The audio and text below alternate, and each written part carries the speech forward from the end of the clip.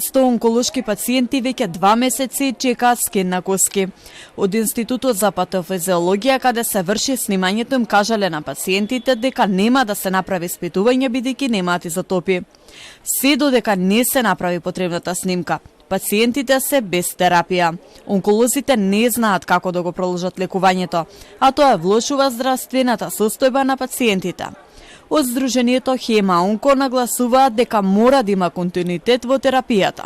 Тоа значи дека пациентките се испратени од онкологија. Меѓутоа, не можат да бидат снимени, бидејќи нема изотоп. Проблемот во изминатите 2 месеци е дека пациентки кои што се со печати, значи тоа се 100 пациентки, кои што чекаат да бидат прегледани за да знаат нивните онколози како да го продолжат лекувањето, во овој момент не можат да го добијат тоа снимање. Во принцип, за некој кој што е на терапија, од одговлекувањето на терапијата, позитивен исход сигурно не.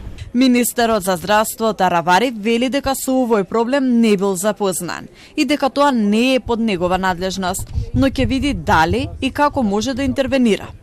Онколошките пациенти се жалат и на немање современа терапија и термини за скрининг и диагностика на болеста. Министерот Таравари па го тврди спротивното.